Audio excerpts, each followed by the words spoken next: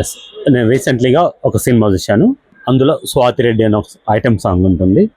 నేను ఒక సినిమాకి అభిమానిగా నేను ఎప్పుడు సినిమా రన్ కావాలా, విజయవంతం కావాలా, ప్రొడ్యూసర్ డబ్బు కావాలా, అందులో యాక్ట్ చేసిన కళాకారులందరికీ కూడా మంచి నేమ్ రావాలని నేను కోరుకుంటా. అందులో ముందర నేనుంటా. ఎందుకంటే సినిమా ఇండస్ట్రీ నమ్ముకొని కొన్ని వేలాది మంది బతుకుతుంటారు. వాళ్ళందరికీ జీవనోపాధి కలగాల, అది మనసా నేను కోరుకుంటా.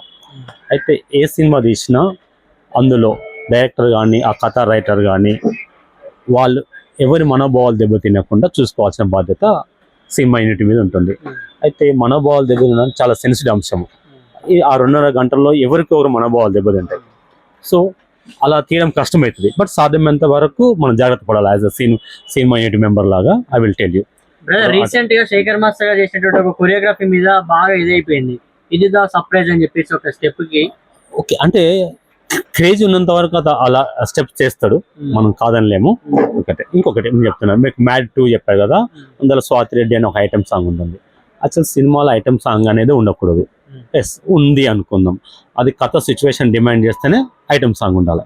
ఓకే, ఐటమ్ సాంగ్ పెట్టారు. ఐటమ్ సాంగ్ పెట్టిన తర్వాత ఓకే, ఎలా అంటే ఎవరి మనోభిప్రాయాలు దెబ్బతినకుండా, ఒక క్యాస్ట్ని కానీ, ఒక ప్రాంతాన్ని కానీ, ఒక మతాన్ని కానీ, ఎవరి యొక్క మనోభావాలు దెబ్బతినకుండా చూసుకోవాల్సిన బాధ్యత ఉంటుంది. సో ఐటమ్ సాంగ్ అనేది వద్దంటున్నా. అలాంటప్పుడు ఒక స్వాతి రెడ్డి అని ఎలా వాడతారు, ఒక రెడ్డి వాడకూడదు, ఒక శర్మ అని ఒక అయ్యగారిని వాడకూడదు, ఒక చౌదరి అని ఒక కమ్మ, ఏ క్యాస్ట్ కానీ ఎవరిని వాడకూడదు. అంటే మీరు అక్కడ చూపెట్టేది వల్గారిటీ, అక్కడ మళ్ళీ క్యాస్ట్ ఎందుకు, అది మెయిన్. సినిమా ఇంటికి నేను ఒకటే కోరుకుంటున్నా, మీరు ఫ్యూచర్లో ఏ సినిమాలు చేసినా ఎవరి మనోభావాలు దెబ్బతీయకుండా జాగ్రత్త పడతాను నేను ఆశిస్తున్నా.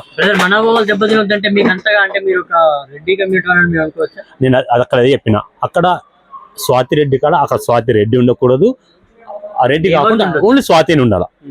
అలాంటి స్వాతి ఉండదు, లేడీస్ అలా ఉండక నువ్వు అంతే. అసలు ఐటమ్ సాంగ్ అనేది ఉండకూడదు అంటున్నా, నా పాయింట్ ఆఫ్ వినండి. ఆర్డర్ ఐటమ్ సాంగ్ అనేది ఉండకూడదు. సరే, సినిమాది కమర్షియల్ కాబట్టి ఉండాలా, మీకు అనిపిస్తే సిచ్యువేషన్ డిమాండ్ చేస్తే పెట్టండి. పెట్టిన తర్వాత ఎలా ఉండాలా, ఎంతో కొంత ఎవరి కించపడకుండా, అవమానించకుండా ఉండాలి. ఇవన్నీ జాగ్రత్త పడాలి కదా. ఓన్లీ కమర్షియల్ మీకు డబ్బులే కావాలంటే ఎందుకు, డబ్బులే కావాలంటే ఇంకా రకరకాల వ్యాపారాలు. బట్ సినిమా అనేది ఎలా అంటే నెక్స్ట్ జనరేషన్ కి మనం ఒక మంచి మెసేజ్ ఇచ్చే ఒక ప్లాట్ఫామ్ ఇది. ఇప్పుడు ఫర్ ఎగ్జాంపుల్ ఒక అతను రెడ్డి అంటాడు, ఇంకో అతను అయ్యగారులు అవమానిస్తారు, ఇంకో అతను అట్లా కాదు కదా, ఒక ప్రాంతాన్ని అవమానించిన అట్లా కాదు కదా.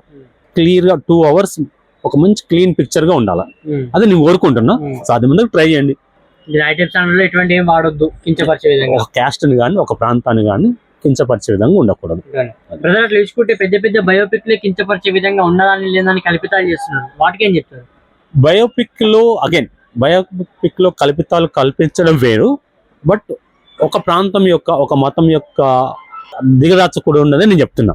ఫర్ ఎగ్జాంపుల్ ఇంట్రెస్ట్ కోసము, ఇప్పుడు చావా సినిమా చూశారు, ఇంట్రెస్ట్ కోసం కొద్దిగా అబ్బరపులి అని తోకబాడు అన్నట్టుగా చెప్పొచ్చు. ఆయన ఒక 50 మందిని కొట్టిండొచ్చు అక్కడ, బట్ అక్కడ సినిమాలో 200 మంది కొట్టింటు, 200 మంది నాకు 500 మంది కొట్టింటుంటారు సినిమాలో. అలా చూపెట్టచ్చు, అంటే నీకు ఇన్స్పైర్ కలిగడం కోసం అలా ఉండొచ్చు, కానీ తప్పుగా చూపెట్టకూడదు, చరిత్రను వ్యక్తీకరించకూడదు.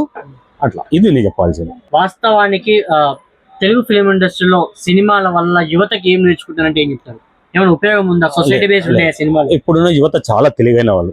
మనం అనుకున్న దానికన్నా ఒక 100 రెట్లు యూత్ అనేది చాలా మనకన్నా అడ్వాన్స్ గా ఆలోచిస్తారు, టెక్నాలజీ ఉపయోగిస్తారు.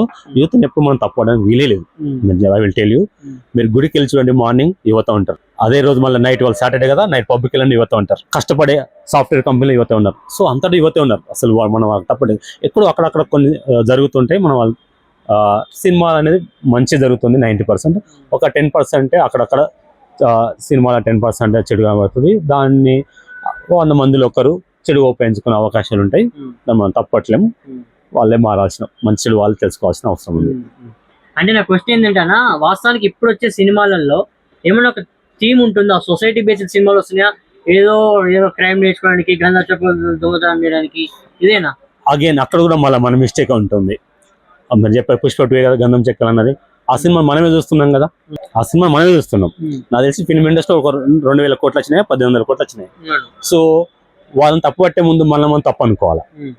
మనం తప్ప మన సమాజం అలాంటిది, ఆశమాసి కాదు. 2000 కోట్లు వచ్చిన సినిమా కంటే మనం దేన్ని ఎంకరేజ్ చేస్తున్నాం, చెడుని ఎంకరేజ్ చేస్తున్నాం కదా. ఆటోమేటిక్ నెక్స్ట్ టైం అదే పుష్ప 2 అదే పెడతారు. పెద్ద హీరోలు కూడా మరి మంచి మంచి చరిత్రకారకమైనటువంటి సినిమాలు చూసుకోకుండా ఎటువంటి. దీనికి ఎలా అంటే రచయితలు మెయిన్, గట్స్ ఉన్న రచయితలు, డేరింగ్ ఉన్న ప్రొడ్యూసర్, డబ్బులు పోయినా పర్లేదు, నేను సమాజానికి ఒక మంచి సినిమా అందిస్తాను, ఒక మంచి ప్రొడ్యూసర్ కనుక ముందు రాగలిగితే ఫ్యూచర్లో మంచి సినిమా చూడొచ్చు.